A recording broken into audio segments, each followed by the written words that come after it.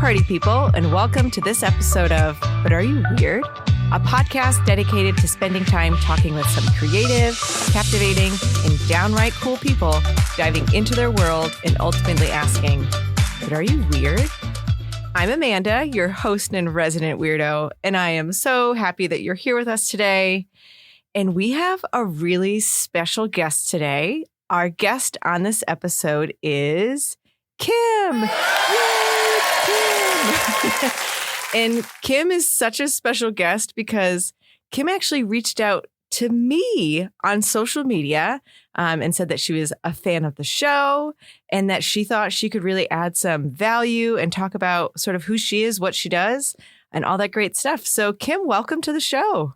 Thank you for having me. I'm so excited to be here. I'm like, when you messaged me and said you were interested, like I think I told a lot of people, first of all, but I was like super giddy that someone I didn't know at all was listening to my show and wanted to be on it. That makes me really happy. That makes me so happy. Yeah. And so my first question that I don't know if I asked you this on Messenger or whatever we were messaging on, but I'm so curious, and I'm sure people who are listening are curious. Tell us why you wanted to be on the show. Well, I wanted to be on the show because I was listening to it and I just know that I'm a certified weirdo. I'm not afraid to admit it. And I truly believe in authenticity and just being your real self and sharing that with the world, because let's be real, the world is full of some fakeness, and I just want to provide hope to people and spread joy and spread kindness. So that's why I wanted to be here today. Yeah, when you reached out, it was really powerful for me because that's the whole point of the show, is to hopefully inspire people to embrace their authentic self and to celebrate, and I'm using air quotes, weirdness. Because as we've talked about on so many of the episodes, like what really is weird? Weird is actually just doing whatever brings you joy and makes you happy. And sometimes it's a little bit against the grain of what others expect. But as I've been talking to people, like everyone is actually weird in some way. And so you are on the show to celebrate yourself and to be authentic. And I know that you're connected with some sort of like different advocacy related things. So tell us about some of the stuff that you're involved in. Yes. Well, I do advocacy for a lot of organizations here on Long Island, specifically with children. That's kind of my whole niche that I enjoy, because I like to be a role model for those, because I've been in a lot of situations that these children have been in, and hopefully I can provide them with some hope and maybe a friend to show them that, yes, you might have this disability or challenge, but it doesn't define you. And I want to tell everyone that's listening to this, whatever circumstances you're going through, they don't have to define you. You define who you're going to be and what your path is. So embrace the journey, because it might not be what you imagined, but it'll be what it's meant to be. Mm-hmm. And I think that's so powerful what you're saying. And it's like one thing to hear it, but like to actually believe it takes some work. And have you always felt this way about celebrating who you are and your identity and just being authentic? Or was it something where I'm assuming like maybe there was a journey that you've had to get to where you are? If I'm being transparent, and that's what I'm going to be on the show because it's a safe space to do so, and thank you for creating that. But I have always felt that way, and I have not always felt that way. Mm-hmm. It kind of has two answers. I was born with my conditions, which one of them is cerebral palsy. So I was born like that, and I was born into this disabled life. So like I have no other choice but to embrace who I am, because it was just it just happened. It wasn't planned. Like it kind of fell into my lap. And yes, I have a support system that has built it for me, like have helped me embrace it. But like I kind of had no choice but to. So it kind of just fell into my lap. But I think my mindset around embracing it and using it to inspire other people, that was something I grew into. Yeah, it's almost like, well, first of all, to give you credit, you keep saying like being born into it. There are a lot of and I don't mean to be disparaging to anybody who's listening, but there are sometimes when, for whatever reason, life circumstances are just really not ideal, we'll say. Mhm. And Yeah. it can be really easy to focus on everything that's not going right. And so when I think about what you were saying about being born with CP and sort of having this sort of disabled life in your lap, it could be really easy to just be like, oh, okay, this is just what it is, and have that sort of outlook. But being able to be like, okay, this is what it is. And now what will I do with this? Right. Instead of seeing it as, I don't know, like this like bad thing that will always be, but sort of kind of what you're saying, like the mindset and reframing it and thinking about, okay, this is what I'm working with. So I can either be really upset and frustrated that this is what I have, or I could be like, okay, how can I celebrate this and work with this and still do the things that I want to do? And I don't necessarily like to use this word, but this is the only word I know how to use. People tell me that like I shouldn't make my disabilities my identity. And I feel like that's a slippery slope, right? Because you're more than your disabilities and you're more than your circumstances. But why not turn your circumstances and your things that make you weird or different into a positive thing? Yes. And that's what I try to do.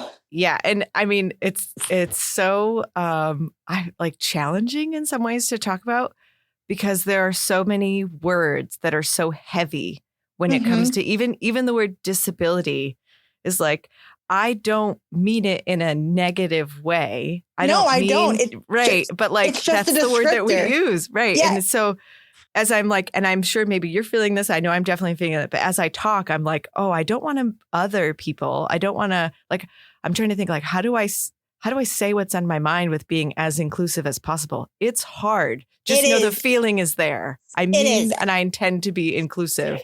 So do I. I mean, there's a lot of language surrounding the whole disability community. And there's a lot of that, which I don't use the maybe proper language, but my intentions are always pure. Like I don't want to hurt anybody's feelings. So I think that's where we start the conversation.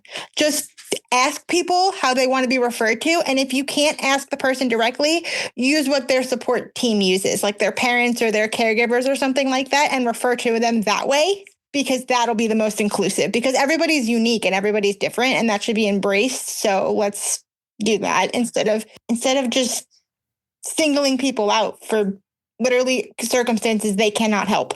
Right.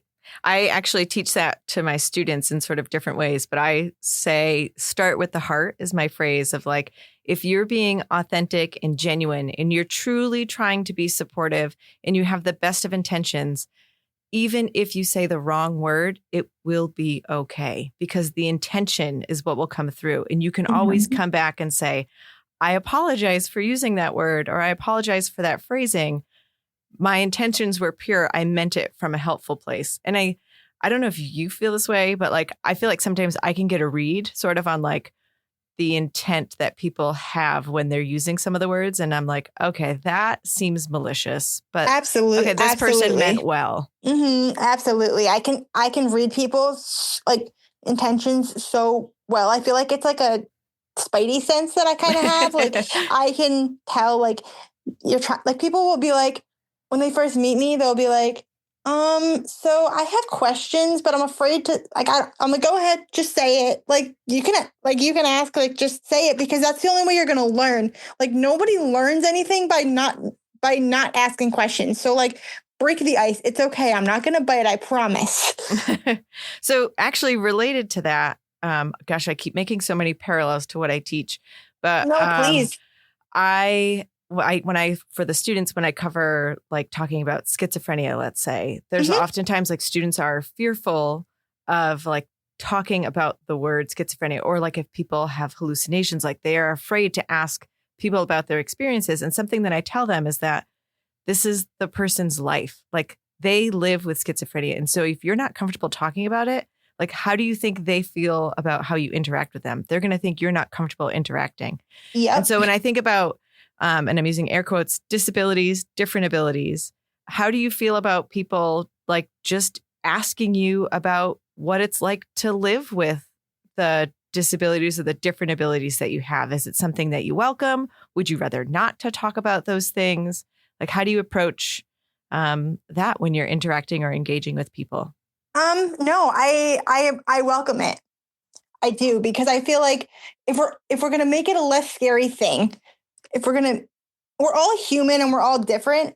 And just because we have a diagnosis attached to us doesn't make us less human. I'm snapping on that one. I'm doing snaps. Like, yes, you are so right. I don't know.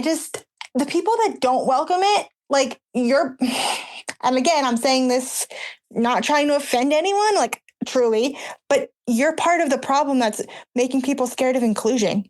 I hope that didn't come across. No, I mean, I feel fine with it. I don't know how other people listening feel. I think, again, the idea of like good intent is going to prevail. I just feel like curiosity is so valuable. And so That's where the best things start. Yeah. Being curious. Yeah. Even like seeing someone who identifies as having a disability, whatever it may be, like it actually doesn't really tell you much. Right? You actually have to get curious about the person and, well, how does it show up for them in their life? Because all disabilities are a spectrum. They are. Like, I know that blindness is considered a spectrum, but like, I'm going to argue that all disabilities are, because they present so differently in every person. So you have to meet them where they're at. That's my advice for everyone that's listening to this, is whatever professional you are, if you're in a person with a disability's life, whether you're a parent, a teacher, or a therapist, like, meet the person where they're at. Like, please, because that is going to make you have connections with people. Like, connect with them on a human level and you'll get so much more out of them. Yeah, I feel like sometimes there's this fear of saying the wrong thing, doing the wrong thing.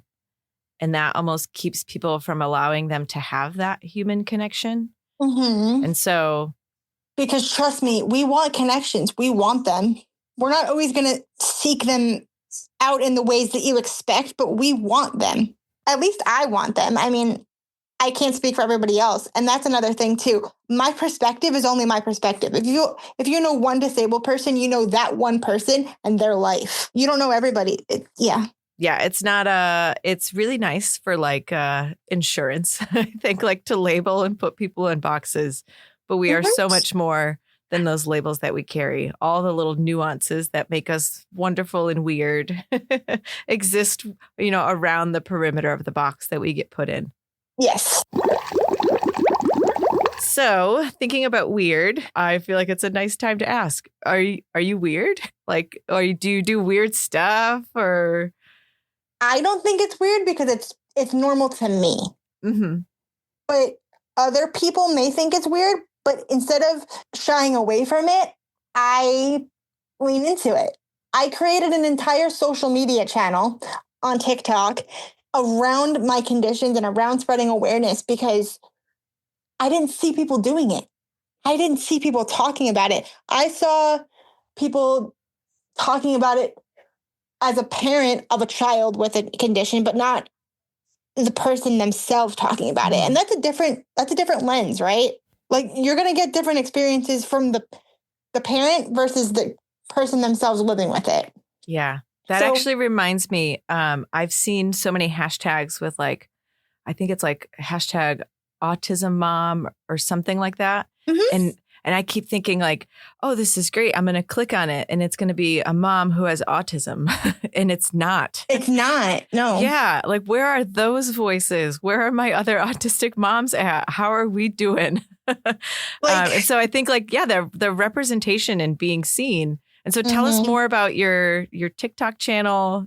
Like, what are you doing on there? How long have you had it? You can share is it a handle, your TikTok name, whatever it would be. Tell us all about it.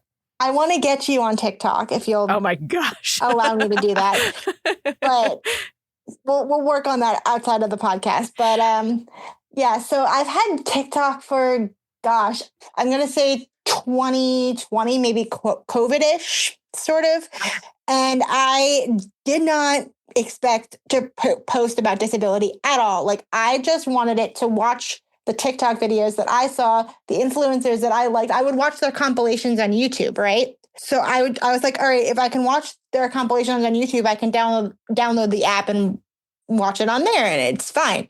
And I never posted about my disability until maybe 2021-ish. So every video I did was from the waist up. So like nobody knew that I was in a wheelchair or had any sort of disability until then, like on the internet.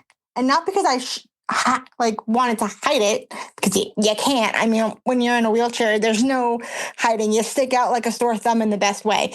I just didn't think that, not that I was worthy of adding value, but I didn't think that other people would care enough. But then I actually had a video that I was like, I don't have anything to post today because I don't know. I didn't really have anything to post. So I was like, all right, I have a video on my phone from physical therapy. I'm just going to post it and see what happens. Like, I don't really have anything else to talk, like anything else to do. So I'm going to see what happens. I already have this video made. So let's just see.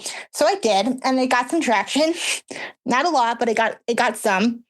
And then once I started interacting with videos of disabled people, my algorithm started showing me more.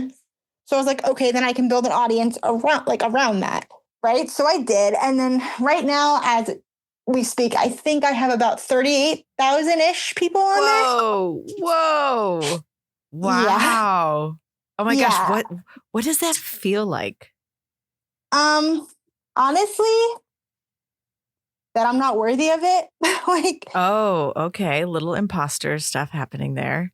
Oh my, yeah. Oh my gosh. Yeah. Because, and also terrifying in the best way. Like, if I look up a picture of like, what does 38,000 people look like? It's like, whoa. Yeah. That's how many people, like, and I've made some connections on there, good and bad, like mostly great though. Like, obviously there's some trolls that like to join the internet, but mostly great. And I think it's been a positive platform for me. And I mean, I just think it's allowed me to spread my message more, and with a platform that's always changing and getting new eyes on it. So I think that that's what it's given me. Yeah.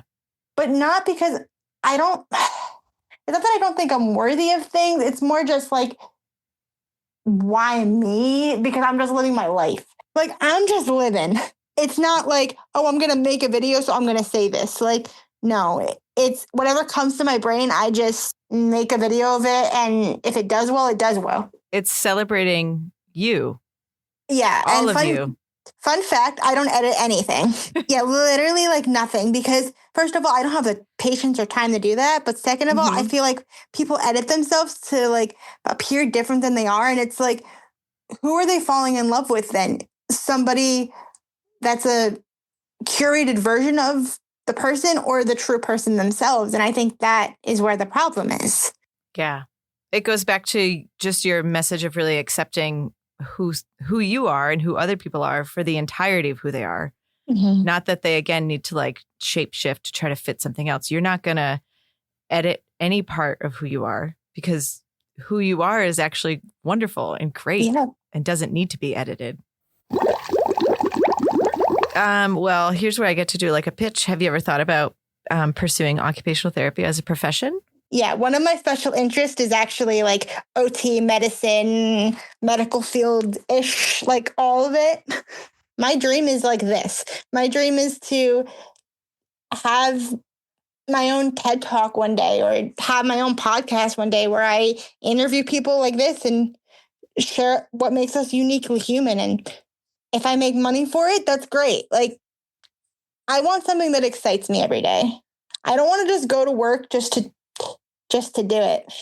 I've definitely thought about it as a profession, but I think the ABA realm is more where I want to go. Interesting. Tell me more. I think there's a lot to be discovered with people. And I want to be able to, for lack of a better word, make somebody my project and uncover them to live their best life possible. You want to have a meaningful impact on the lives of others.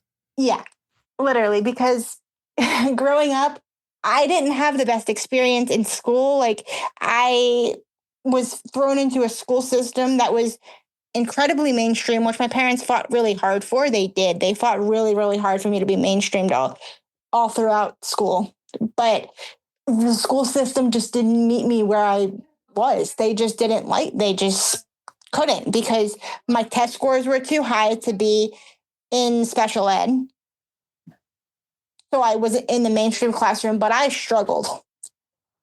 I did because I needed the supports that the special ed gave me, but I wasn't qualified to be in it.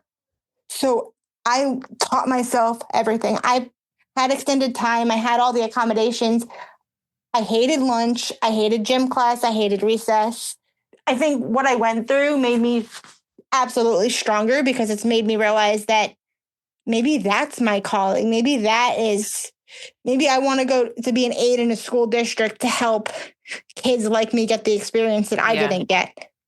Yeah. But I also have to work through the post-traumatic stress of being in a school building again. Absolutely. Yep. There'll be a time and a place when maybe those other pieces fall in, but it's going to be really important that you are your best self when it's time to do that work with others. Yeah. And I feel like you can't be your best self if you're not. You can't be your best self for other people if you're not your best self for yourself. I just think society likes to stifle individuality.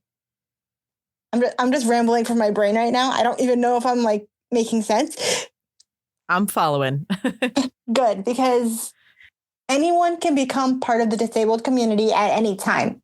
So why not be kind? Because it could happen to you too. You would want that kindness shown to you, so show kindness to us.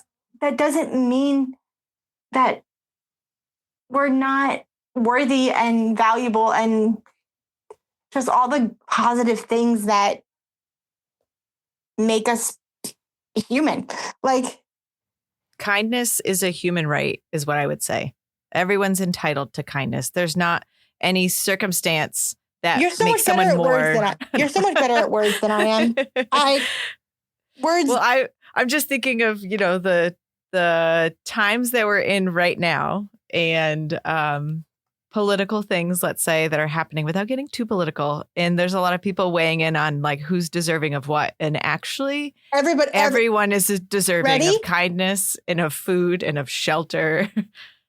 Kindness is extremely underused. It costs nothing. $0. $0 to be kind, people. Yes. That actually reminds me of Jordan, who often in my office would say it costs $0.00 to be kind with her Long Island accent and everything. Yeah. I don't know. I just feel like my rules to life here, we'll start here. My rules to life are be happy, be kind, and be grateful. Because that will get you so far. Mm-hmm. Just to make it clear for people, though, and I'm sure you have this awareness, too, of sometimes those things are hard to do, right? Sometimes we are in tough spots. So it's absolutely not like a toxic positivity of oh my gosh, always see sunshine and rainbows. No. But ultimately, every day, there is even some tiniest bit of gratitude, even if it's just the breath that you take or oh my gosh, it stopped raining, there's something to be grateful for. And that little mindset shift can really make a huge difference if you add up all those teeny tiny gratitudes. And if I'm going to be completely honest, because I feel like even though I don't know your listeners, I feel like I know them because you created such a niche community on here. Thank you. I fully cry a lot. I cry a lot. I have moments a lot. So I'm sitting here preaching all this stuff to you guys. Does that mean I follow it all the time? Absolutely not. There are times that I wish I never had a disability. I'm going to say it. And I know that my life would be easier if I didn't have a disability. But would it be better? I don't know, because this is the only life I've ever known. Yeah. Wow. Yeah. Oh gosh, I'm thinking about that. It would be easier, but would it be better? That's actually kind of powerful to think about. I have more mic drops if you want them. I have them. Yeah, don't worry. I think it's so neat how now of course talking, but we have been chatting on Instagram, and we do share a lot of very, very similar life philosophies and seeing people as being inherently good. And even what you were saying about kindness, thinking about that as a right that people have. People are entitled to kindness. Yeah, I believe that too. I wonder if that's just something that's really common, like in, I guess, like the disability community or neurodivergent communities of like, yeah, we've been othered and ostracized and been felt like we're on the outside for so long that we actually would never, ever want someone to be treated the way that we're treated. That is literally my exact philosophy in life. Like, I have been treated by society as a whole so poorly, yet I'm still here standing, talking about it, that because I've been treated the way that I have, I never want anybody to feel the way that I felt or anything like that, because I know how awful it is to be not blamed for things you can't control, but like blamed for things you can't control. I mean, when you're going into public spaces, right, and the accessibility that you have doesn't work, it's great that you have the accessibility, like the automatic doors. It's great that you have it, but let's make sure it works. Like, if it doesn't work, it's kind of useless to me. Yeah, it's kind of like the opposite of, when people say like, oh, it's the thought that counts. It's actually like, yeah, the thought doesn't actually count for much on this one. It actually has to work. It actually has to work. And it's like accessibility benefits everyone. Yep. Like, we're going with the automatic doors, okay? Because I have a thought. Those automatic doors could help people with strollers, could help people with large grocery bags, could help people in wheelchairs. That'd be great. But like people that are like elderly and have walkers, and people that maybe just need it for the ease of their convenience. Maybe they're just carrying their boxes out of the store and they just need no hands. I feel like it's hard for people to understand me. I think that's kind of why I wanted also to do this podcast, was more just like to show that, like, even though I'm put on this platform, I still struggle as much as the next person. No one is immune to struggling. Like, no one is. I think people forget that even the top people in companies or the celebrities that they still struggle too. Like, we all are going through stuff. So I think that is the best thing that we can offer people, is just to give people grace and to just be kind, essentially. Like, I keep saying it, but it's true. And it's like, don't shy away from it or from people with disabilities, because it looks different. It might look scary, but I promise, like, it'll teach you a lot too, like a lot. I'm curious, what does kindness look like to you? I think kindness just means to me just treating me like I'm a person, like just treating me like I'm a person, and basically allowing me to info dump about things that make sense, like that make me happy, because that's how I'm connecting. Like, I may connect with you differently, but I'm connecting with you somehow. But I think once you find that community, because that's so important, because we all want to belong, no matter who we are, we all want to belong to something. So I think that is good. But I feel like kindness to me just means to accept people for who they are and not forcing them to change, because like my social battery it depletes faster than other people's. Okay. Ooh, I like that. Depletes faster than other people. Because I feel like you were about to say something else, word it a different way. And I think you gave yourself some grace in saying, yeah, it's just different from other people. It's not bad. It's not wrong. It is just different. I was going to say something different and you caught it. Okay. Yeah, my social battery definitely depletes faster than other people's. But if I'm engaged and I feel validated, and going back to that kindness, like if I feel like people see me and they are curious about me and like asking questions, but not like an interrogation.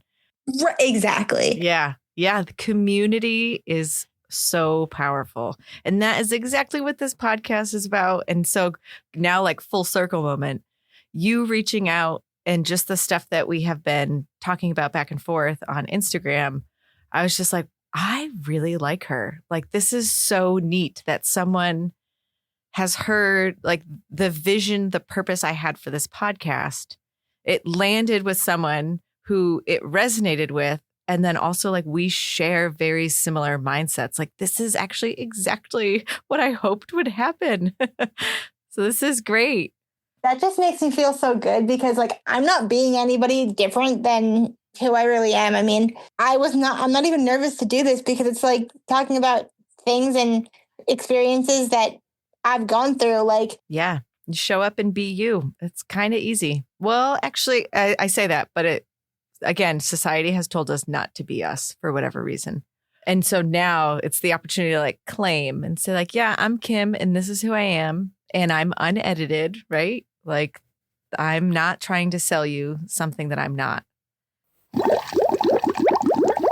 I actually want to go back to something that I don't even know when we were talking about it, but the idea of like society, I think I said like society being mean to us or something like that.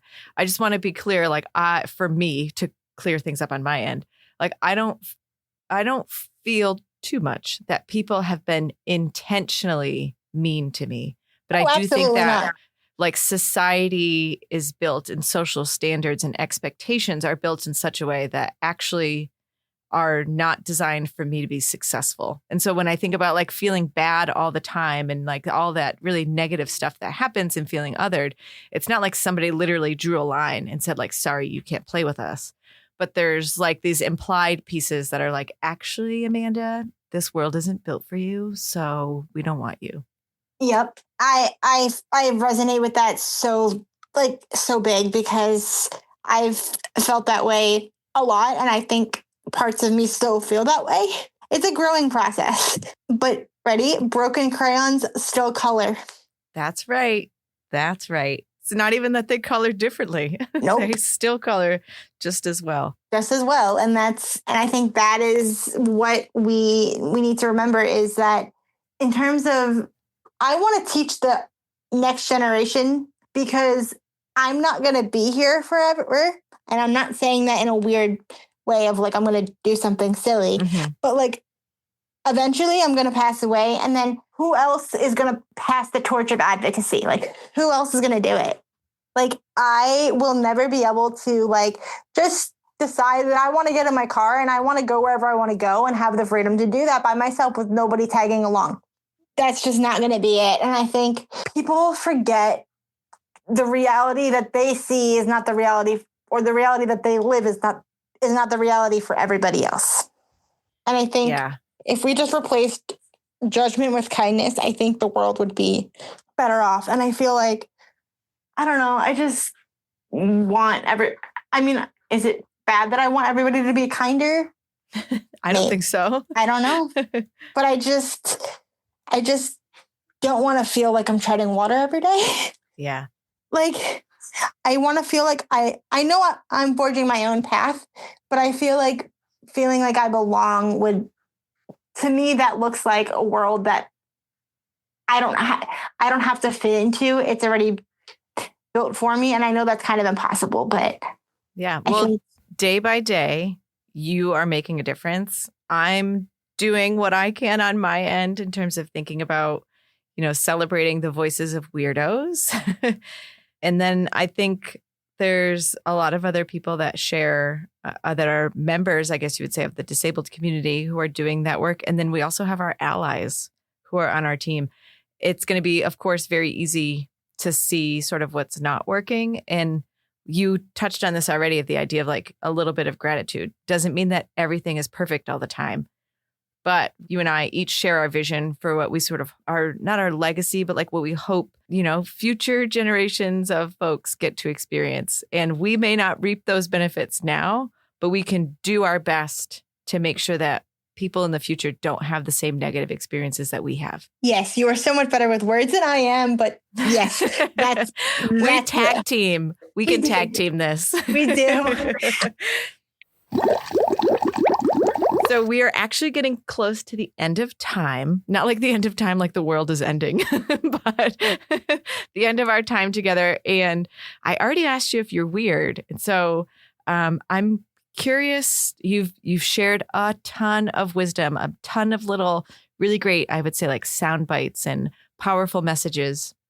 And I'm also just wondering, like, what other things or what else sort of in these last couple of minutes, do you want to share with listeners? Like, what do you hope they do? What do you hope they remember? Or what do you hope they take away from our conversation? I actually thought about this.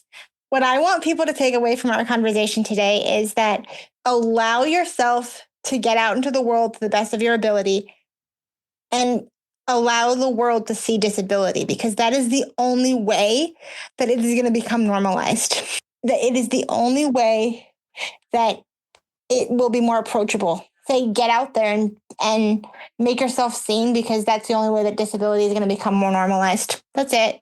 Be seen and be heard. Be seen and be heard. Yeah, be seen and be heard, because that is just, I don't know. I just feel like don't be scared to put I know it's scary. I know.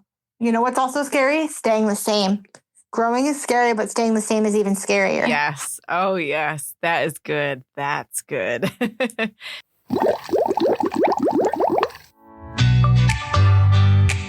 All right, so that's a wrap on this episode of But Are You Weird?